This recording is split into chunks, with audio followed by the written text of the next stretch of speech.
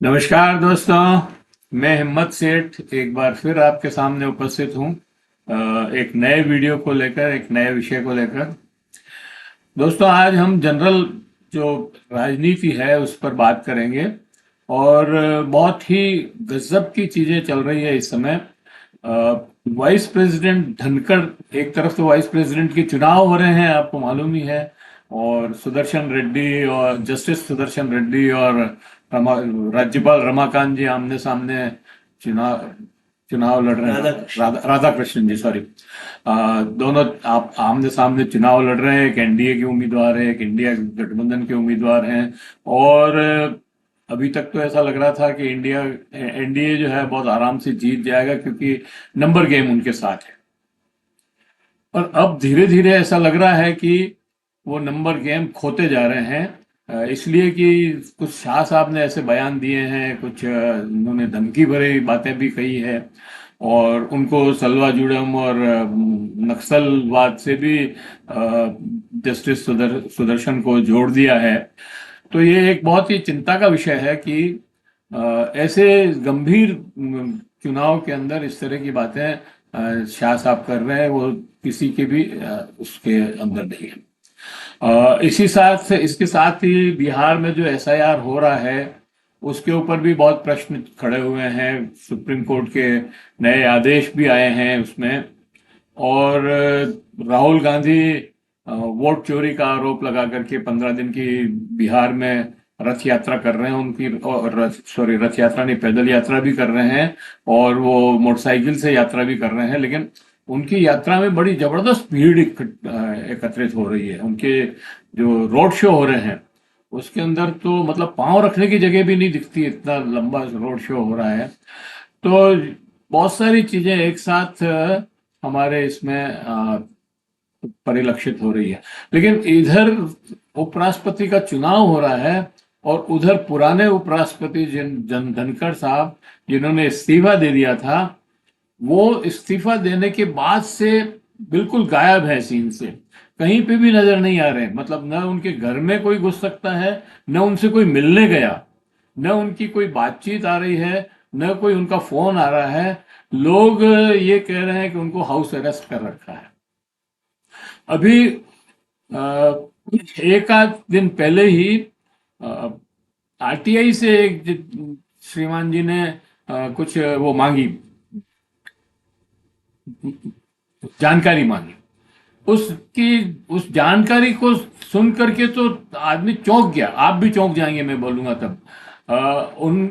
उसमें जो जानकारी मांगी, उन्होंने राष्ट्रपति भवन से ये मांगा कि भाई कितनी बजे या किस समय ये धनखड़ साहब आए और कितनी देर मुलाकात हुई राष्ट्रपति से, और वो जो है मतलब उनके फोटो वोटो क्यों नहीं आए। तो आप सुनकर आश्चर्य करेंगे कि राष्ट्रपति भवन से जो सूचना मिली है उसमें लिखा है कि धनखड़ साहब ने कोई समय नहीं लिया, कोई रजिस्टर में उनके एंट्री नहीं है, और हमारे को इसके बारे में कुछ भी पता नहीं। मतलब इसका इस्तीफा भी फेक है। और दूसरे दिन, मतलब 21 तारीख की बात है ये, 22 तारीख को होम मिनिस्टर के यहाँ से गजट में निकलता है कि उनका इस्तीफा मंजूर कर लिया गया है। तो अब ये सवाल, बड़ा प्रश्न हो गया है कि ये क्या इसमें भी कुछ। और कल जो शाह साहब के से जो प्रश्न कुछ हुए, उसके जो उत्तर हुए, उन्होंने इस को और गहरा दिया है। और क्योंकि उन्होंने कोई सीधा जवाब नहीं दिया, उन्होंने यही कहा कि भाई उनका स्वास्थ्य खराब था, उन्होंने इस्तीफा दे दिया। उसके बाद वो कहाँ है, क्या कर रहे हैं, कुछ नहीं, कुछ भी बात नहीं की। तो ये और एक अजीब स्थिति है। तो मैं हमारे साथ आज बात करने के लिए प्रोफेसर चंडालिया हैं। प्रोफेसर चंडालिया श्रमजी कॉलेज में जनार्दन राय नागर विश्वविद्यालय में पढ़ाते थे। जो अंग्रेजी पढ़ाते हैं वैसे तो वो, लेकिन उनका सामाजिक क्षेत्र में भी काफी रुझान है। तो वो हमारे साथ आज हम उनसे बातचीत करेंगे और इन सभी प्रश्नों का हल ढूंढने की कोशिश करेंगे। तो चंडालिया सर, आपका बहुत बहुत स्वागत है। और आप हमारे मंच पर पधारे और हमको समय दिया, उसके लिए बहुत बहुत आभार। मैंने अभी छोटी सी रूपरेखा रखी है, उसमें 3 4 5 प्रश्न उठाए हैं। एक छोटा सा विवरण आप उसके ऊपर दे दें, फिर आगे बात करेंगे। ये जो सारा इस समय परिदृश्य है देश का, बहुत ज्यादा चिंताजनक है मुझे लगता है। और बिहार के चुनाव इस बात का एक तरह से ऐसे टेस्ट है कि भारत में लोकतंत्र है अथवा नहीं। जो परिस्थितियां इस समय देश में हैं, जिस तरीके की व्यवस्थाएं सत्तारूढ़ दल और सरकार द्वारा की जा रही है, उसमें लोकतंत्र को लेकर के बहुत सारी आशंकाएं जो भी जागरूक लोग हैं, कॉन्शियस लोग हैं, जो नजर रखने वाले लोग हैं, उनके मन में उठ रही है। जो वाइस प्रेसिडेंट की पोस्ट है, देश के उपराष्ट्रपति का पद है, वो दूसरा बड़ा पद होता है किसी भी लोकतंत्र के अंदर। भारत में पार्लियामेंट्री डेमोक्रेसी है, प्रेसिडेंशियल फॉर्म ऑफ गवर्नमेंट नहीं है, लेकिन जो उपराष्ट्रपति का पद होता है वो परंपरा से एक ऐसा पद होता है जो कि राजनीतिक विवादों से सामान्यतया मुक्त होता है। लेकिन जब से एनडीए सरकार आई है, न सिर्फ राज्यपालों के पद बल्कि उपराष्ट्रपति जैसा बहुत ही सम्मानजनक पद भी दलगत राजनीति का एक हिस्सा बनकर रह गया। और जिस तरह से व्यवहार जगदीप धनखड़ ने पश्चिमी बंगाल के राज्यपाल के रूप में किया, उससे लगता था कि वो केंद्र सरकार के प्रतिनिधि के रूप में ही ज्यादा काम कर रहे हैं, प्रवक्ता के रूप। और उन्होंने पश्चिम बंगाल सरकार को बहुत अधिक परेशान करने का काम किया। जो मुख्यमंत्री हैं उनके साथ भी उनका व्यवहार उस तरह से नहीं रहा जैसा कि एक राज्यपाल को एक सुपर चीफ निर्वाचित मुख्यमंत्री के रूप में के साथ करना चाहिए। ये कि ये स्थिति दिल्ली के उपराज्यपाल की थी। जब दिल्ली में आम आदमी पार्टी की सरकार थी तो उनके निर्णयों को, मुख्यमंत्री के निर्णयों को लागू करने में देर करना, उनकी फाइल्स को पेंडिंग रखना। और कश्मीर में इस समय जो निर्वाचित सरकार है उमर अब्दुल्ला की, उसके साथ भी जो व्यवहार है वहां के लेफ्टिनेंट गवर्नर का, सिन्हा जी का, ये सब देख करके लगता है कि भारत में जो लोकतांत्रिक परंपराएं हैं उनको तहस नहस करने का काम इस समय भारतीय जनता पार्टी के नेतृत्व में जो एनडीए की सरकार है वो कर रही है। और ये जो सरकार जिसको हम एनडीए की सरकार कह रहे हैं, उसके जो कंपोनेंट्स हैं, दूसरे घटक हैं, उनका सरकार के संचालन में न तो कोई योगदान है, न उनकी वहां कोई भूमिका है। चाहे वो नायडू हो, चाहे वो नीतीश कुमार हो, जिनके समर्थन से ये सरकार चल रही है, उनका कोई से या किसी किस्म की उनकी बात इस सरकार में सुनी जा रही हो, ऐसा लगता नहीं। धनखड़ जी का अचानक से गायब हो जाना ये आश्चर्य का एक विषय तो है ही, लेकिन साथ साथ ये भी लगता है कि अपनी ही पार्टी के, अपने ही समझिए कि बहुत अधिक ओबीडियंट या आज्ञाकारी नेता के साथ किस प्रकार का व्यवहार भारतीय जनता पार्टी कर रही है, उससे संकेत ये जाता है कि वह अपने विपक्षियों के साथ किस तरीके का व्यवहार कर सकती है। आज एक बार फिर आम आदमी पार्टी के एक नेता के घर पर ईडी की रेड हुई है और लगातार उनको कमजोर करने की कोशिश केंद्र सरकार द्वारा की जा रही है। कांग्रेस की जो स्थिति है, मुझे लगता है कि इस समय राहुल गांधी बहुत तेजी से एक राष्ट्रीय नेता के रूप में उभर रहे हैं, लेकिन जमीन पर जो उनके संगठन की कमजोरियां हैं उसको लेकर के मुझे लगता है भारतीय जनता पार्टी बहुत अधिक आश्वस्त है, इसलिए उन पर इतने हमले नहीं हो रहे हैं जैसे अन्य क्षेत्रीय दलों पर हो रहे हैं।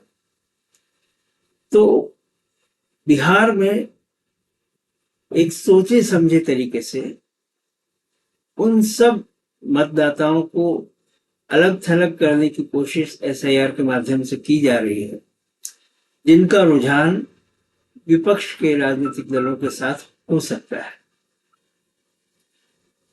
और इसलिए एसआईआर की जो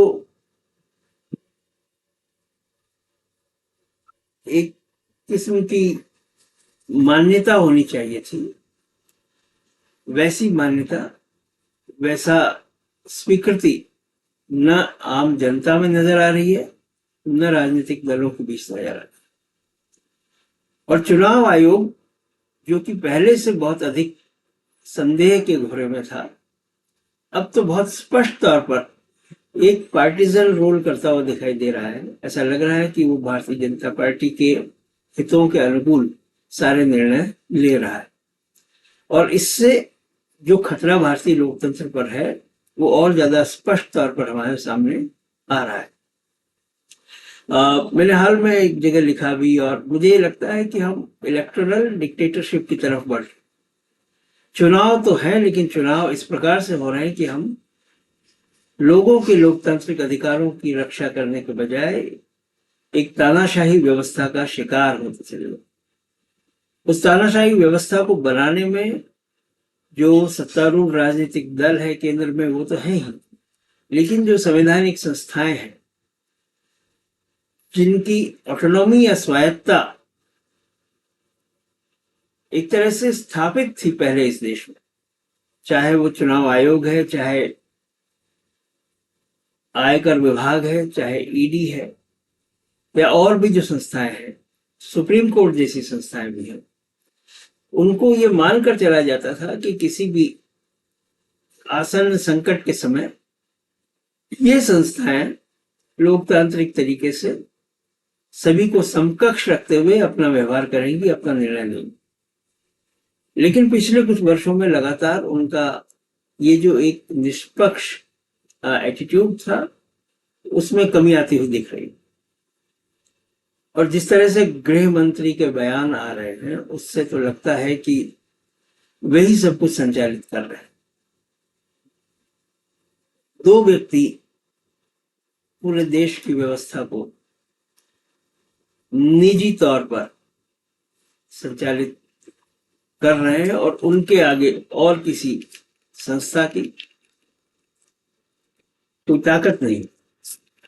संसदीय परंपराओं का उपहास हो रहा है। और आप देखिएगा कि पिछला जो मानसून सत्र निकला है उसमें जिस तरह से बिल्स पारित किए गए हैं बिना किसी गंभीर बहस के, विपक्ष की बात को लगातार नकारा गया है, और जितनी गंभीरता से विपक्ष के विरोध को लिया जाना चाहिए था उसको नहीं लिया गया, बल्कि जो स्पीकर हैं दोनों सदनों के, उनका व्यवहार भी कोई बहुत ज्यादा लोकतांत्रिक दिखाई नहीं दिया है। तो ऐसे में सेठ साहब जो बातें आपने कही, मुझे लगता है कि इस देश के लोकतंत्र को लेकर के हम सब लोग जिस चिंता से ग्रस्त हैं वे सारी बहुत गंभीर चिंताएं हैं, और बिहार का चुनाव ये साबित करेगा कि इस देश में आगे लोकतंत्र रहेगा या नहीं रहेगा। सर, आपने बिहार चुनाव की बात कही, तो बिहार में 65 लाख वोट काट दिए हैं, और अभी मतलब दस्तावेजों के अभाव में बाकी कितने वोट और काटे जाएंगे कुछ कहा नहीं जा सकता है। और तो मेरा एक प्रश्न है इसमें कि अभी जनवरी में चुनाव हुए थे, मतलब मई में चुनाव हुए थे लोकसभा के, उसमें जो वोटर लिस्ट थी उसको इन्होंने अपडेट कर दी थी जनवरी में। मैं उस सब को क्यों खारिज किया इन्होंने, एक बात तो ये है। दूसरी बात ये है कि अगर मई वाली वोटर लिस्ट खारिज कर रहे हैं आपकी, ये फेक है, तो फिर वो चुनाव कैसे सही हो सकते हैं जो उसी के आधार पर हुए हैं और प्रधानमंत्री नरेंद्र मोदी प्रधानमंत्री बने हैं। तो मेरा सवाल यह है कि क्या लोकसभा के चुनाव भी उस फेक वोटर लिस्ट के आधार पर बने हैं, हुए हैं, उस चुनाव को भी रद्द करना चाहिए या इसके लिए कोई अलग वो रेमेडी है? नहीं, लोकसभा के भी चुनाव हुए हैं, उसके बाद हरियाणा विधानसभा के भी चुनाव हुए हैं, महाराष्ट्र विधानसभा के भी चुनाव हुए हैं। वो सारे उन्हीं वोटर लिस्ट के आधार पर। तो अगर उसके अंदर इतनी गड़बड़ी है कि 68 लाख लोगों को आप मताधिकार से वंचित कर रहे हैं, इसका अर्थ ये है कि महाराष्ट्र में भी इस प्रकार के वोटर्स होंगे जिनको कि आप वोटर लिस्ट से निकालना चाहेंगे, हरियाणा में भी होंगे। तो सारे के सारे चुनाव जो हुए हैं, लोकसभा चुनाव और उसके बाद, अगर वो सारे फेक वोटर लिस्ट के आधार पर हुए हैं, तो इसका मतलब ये है कि वर्तमान में बिहार के जो चुनाव हो रहे हैं उनको स्थगित कर देना चाहिए जब तक कि आप पूरे देश के वोटर लिस्ट को रिवाइज नहीं करें। और फिर रिवाइज करने का अधिकार किसको है? कहने को चुनाव आयोग को है, लेकिन उनकी जो निष्पक्षता है उसको लेकर के बड़े सवाल उठ खड़े हुए हैं। तो ऐसे में क्या कोई एक ऐसी बॉडी बनाने की आवश्यकता है जिसमें सारी पॉलिटिकल पार्टीज के रिप्रेजेंटेटिव्स हों और वो मिलकर के कोई ऐसी प्रक्रिया तय करें जिनमें कि सारी देश की जो वोटर लिस्ट हैं उनको रिवाइज करने का कोई मैकेनिज्म बन सके। क्योंकि इस समय जो प्रक्रिया चल रही है और जिन लोगों के माध्यम से चल रही है उनकी निष्पक्षता बहुत अधिक संदेह में है। ऐसे अनेकों वीडियोस आए हैं सोशल मीडिया पर भी, नेशनल टेलीविजन पर भी, जिसमें साफ दिखाई दे रहा है कि जिन बीएलओज को घर घर जाकर के फॉर्म्स भरवाने चाहिए थे और एक फॉर्म की कॉपी एक्नॉलेजमेंट के रूप में वोटर्स को देनी चाहिए थी, वो सारी प्रक्रिया बिहार में नहीं हुई।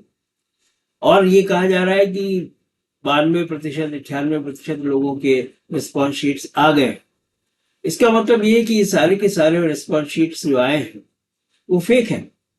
तो अब वोटर लिस्ट जो पहले वाली थी वो फेक है या ये जो एसआईआर की जो प्रोसीजर किया जा रहा है ये फेक है? सवाल ये बड़ा हो गया है। तो ऐसे में जिस तरह से और जिस पैमाने पर लोगों को उनके मताधिकार से वंचित किया जा रहा है वो तो सीधे सीधे लोकतंत्र की हत्या है। खासतौर से जो माइग्रेंट लेबर है बिहार का बहुत बड़ा, जो लोग चुनाव के समय या त्योहारों के समय वापस लौटते हैं अपने घरों की ओर और वहां आकर के चाहे अपना मतदान का प्रयोग करते हैं चाहे अपने त्योहार मनाते हैं, तो टेम्परेरीली जो माइग्रेट करके दूसरे स्टेट्स में गए हैं उनको ये कहना कि वो परमानेंटली वहां सेटल हो गए हैं और अब उनका मताधिकार की यहाँ आवश्यकता नहीं है, ये बात जो एसआईआर में कही जा रही है वो बेहद ही खतरनाक है। क्योंकि ऐसे बहुत लोग होंगे जो कि जहां वो रह रहे हैं अभी काम के लिए वहां उनके वोटर आईडी नहीं बने होंगे। तो ऐसे में न तो उनको जहां वो विस्थापित होकर के गए हैं वहां मताधिकार मिलेगा, न उनका जो मूल निवास है वहां उनको मताधिकार मिलेगा। तो ये उनके नागरिकता के अधिकार का ही एक तरह से अपहरण है और इसको रोक लगाने की मुझे लगता है बेहद जरूरत है। और पूरी जो प्रोसेस है एसआईआर का, ये कुछ लोग ऐसा भी कह रहे हैं कि एनआरसी का ही एक दूसरा रूप। बिल्कुल एनआरसी तो है। सीएए और एनआरसी का जितना विरोध नॉर्थ ईस्ट के लोगों के संदर्भ में किया गया, मुझे लगता है कि बिहार, बंगाल, उड़ीसा, उधर आसाम, मणिपुर, मेघालय, उन सब जगहों पर एक बहुत अच्छे से व्यवस्थित वैज्ञानिक सोच के साथ ट्रांसपेरेंट और निष्पक्ष प्रक्रिया का जब तक निर्माण नहीं किया जाएगा तब तक ये भारत के नागरिकों के साथ अन्याय है। सर ये चुनाव तो मतलब मैनेज हो ही रहे हैं, इसमें कोई दो राय नहीं है, क्योंकि महाराष्ट्र के भी चुनाव की जो बाद में तफ्तीश की गई तो एक एक घर में 100 आदमी मिले, एक कमरा का मकान है और 100 आदमियों के एड्रेस है उसके ऊपर। और यही बात वहाँ महादेवपुरा में कर्नाटक में जो चुनाव हुए पार्लियामेंट के, उसके अंदर अभी एक विधानसभा का पूरा उन्होंने वो निकाला और 6 महीने लगे उसको निकालने में, और राहुल गांधी ने जिस तरह से उसको प्रेजेंट किया, तो लेकिन ये सरकार तो मानने को तैयार ही नहीं है। और एक बड़ी मजेदार बात यह है डॉक्टर साहब की प्रश्न जो खड़े हो रहे हैं वो चुनाव आयोग पे हो रहे हैं, और जवाब जो आ रहे हैं वो भाजपा से आ रहे हैं। मतलब ये क्या साठ गांठ है कि चुनाव आयोग जवाब नहीं दे रहा है, चुनाव आयोग पे जो प्रश्न हो रहे हैं उसका जवाब भाजपा दे रही है, चाहे पार्लियामेंट में हो, चाहे सड़क पे हो, चाहे सोशल मीडिया पे हो, चाहे मीडिया पे हो, सब जगह भाजपा के लोग तुरंत उछल करके और बात कर रहे हैं। और ये बात तो खैर ठीक ही है कि ये उस रोज ही संदिग्ध हो गया था सारा मामला, जिस रोज नरेंद्र मोदी ने चुनाव आयोग के चयन में सुप्रीम कोर्ट के चीफ जस्टिस को निकाला और अपने ही एक मंत्री को उसमें डालने का प्रोविजन किया। तो मतलब दो के अगेंस्ट एक का तो उन्हीं का होना है वो तो, और क्यों होना है, मतलब निष्पक्षता तो खत्म हो गई उसी दिन से। तो ये सारी बातें हैं। तो बिल्कुल ठीक बात है कि चुनाव आयोग का जो गठन है उस गठन की प्रक्रिया से ही मुख्य चुनाव आयोग को मुख्य न्यायाधीश जो भारतीय सर्वोच्च न्यायालय के मुख्य न्यायाधीश हैं उनको अलग करना, यही मंशा को जाहिर करता है कि सरकार की मंशा क्या है। तो जितने कॉन्स्टिट्यूशनल बॉडीज हैं उनको अपने नियंत्रण में लेना और उनको अपने राजनीतिक लक्ष्य के अनुसार कार्य करने के लिए बाध्य करना, ये भारतीय जनता पार्टी की एक बड़ी प्रवृत्ति है। और दूसरा जो आपने कहा कि चुनाव आयोग पर जो प्रश्न उठ रहे हैं उसका जवाब भारतीय जनता पार्टी के लोग दे रहे हैं, ये एक हाँ, रवि प्रसाद को देख लो आप, बड़ा कैरेक्टर बीजेपी का है कि यहाँ इतने सारे इनके संगठन हैं जो कि अनुषांगिक संगठन है भारतीय जनता पार्टी के, वो पॉलिटिकल पार्टी के अलावा भी है, चाहे वो विश्व हिंदू परिषद हो, चाहे वनवासी कल्याण परिषद हो, चाहे इनका विद्यार्थी संगठन अखिल भारतीय विद्यार्थी परिषद हो, इनका जो संगठन है बजरंग दल हो। कई बार हम ये देखते हैं कि सरकार की आलोचना करने के बाद इन संगठनों के कार्यकर्ता भी जवाब देते हैं, और न सिर्फ जवाब देते हैं बल्कि हिंसा का सहारा लेकर के हमला करते हैं व्यवस्थित ढंग से। तो ये लोकतांत्रिक व्यवस्था के लिए बहुत बड़ा एक खतरा है। और जिस तरीके से जवाब चुनाव आयोग ने भी दिया प्रेस कॉन्फ्रेंस करके, तो उसकी भाषा को देख करके ये लगा कि वो भी भारतीय जनता पार्टी की ही भाषा बोल रहे या उनके अनुषांगिक जो संगठन है उनकी भाषा बोल रहे। एक एडमिनिस्ट्रेटिव ऑफिसर जो चुनाव आयोग के अंदर जो लोग काम कर रहे हैं वो प्रशासनिक अधिकारी IAS अफसर्स होते हैं मोस्टली, तो उनकी जो भाषा है, उनका व्यवहार है, उनकी जो बात करने का तरीका है, वो एक ऑफिशियल तरीका होना चाहिए।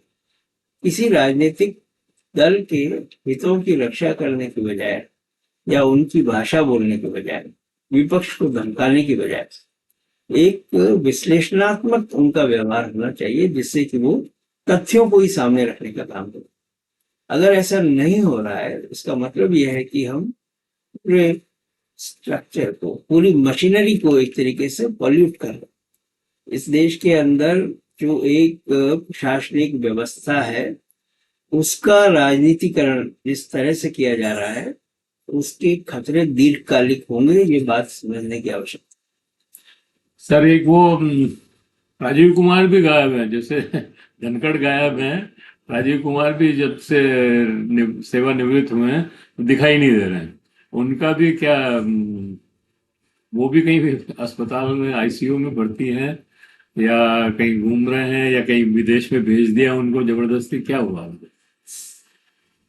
ये सारे जो संकेत हैं वो खतरनाक संकेत हैं। और पहले हम जिन देशों में तानाशाही की बात करते थे, टोटलिटेरियन गवर्नमेंट्स की बात करते थे, जहां हम कहते थे कि वन पार्टी रूल है, वहां डेमोक्रेसी नहीं है और वन पार्टी डिक्टेटरशिप है, तो लगभग वैसे संकेत इस समय हम भारत में देख रहे हैं।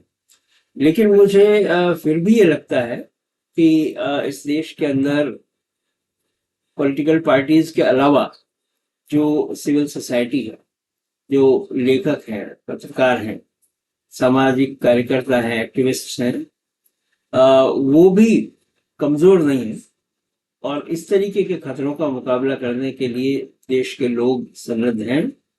हमने आपातकाल भी देखा है और आपातकाल का मुकाबला भी किया है और ब्रिटिश काल में जो अंग्रेजों की तानाशाही थी, जो उपनिवेशवादी शासन था, उसको भी हमने यहाँ से हटाया है। तो और कोई तानाशाही इस देश में कायम होकर के लोगों के लोकतांत्रिक अधिकारों का अपहरण कर लेगी हमेशा के लिए, ऐसा मैं नहीं सोचता। नहीं, वो तो नहीं लग रहा है, लेकिन लेकिन लोगों को इसके लिए तैयार होने की बहुत सख्त जरूरत है और संगठित होकर के इस प्रकार के जो दमनकारी नीतियां हैं, दमनकारी आचरण है सरकार के, उनका विरोध करने के लिए अपने आप को तैयार करने की जरूरत है। नहीं, वो तो ठीक बात है, आप जो बात कह रहे हैं वो बिल्कुल सही है। और यहाँ तक कि अभी भी जो चुनावी प्रक्रिया है उसमें भी 63% लोग जो है अगेंस्ट में वोट कर रहे हैं भाजपा के। ऐसा नहीं है कि वो सारे के सारे लोग जो है उनके साथ हो गए हैं, लेकिन जिस तरह की तानाशाही चल रही है और जिस तरह से वोटों की चोरी हो रही है या वोट बढ़ाए जा रहे हैं या घटाए जा रहे हैं, वो एक खतरे का संकेत तो है ही। तो मैं इस वीडियो को यहीं इसी पॉइंट पे समाप्त करता हूँ। आशा करता हूँ कि आपको हमारी बातचीत अच्छी लगी होगी, और अगर अच्छी लगी हो तो लाइक करें, फॉरवर्ड करें और लोगों को भेजें, सोशल ग्रुप्स में डालें, सोशल मीडिया पे डालें। कमेंट बॉक्स में जाएं, कमेंट लिखें, सुझाव दें। आपके कमेंट और सुझाव हमें और बेहतर करने के लिए और अग्रसर करेंगे। अगर आपने अभी तक भी हमारे YouTube चैनल को महावीर समता संदेश को सब्सक्राइब न किया है तो सब्सक्राइब कर लें, बेल आइकन दबाना न भूलें। जय हिंद, धन्यवाद। मिलते हैं फिर किसी और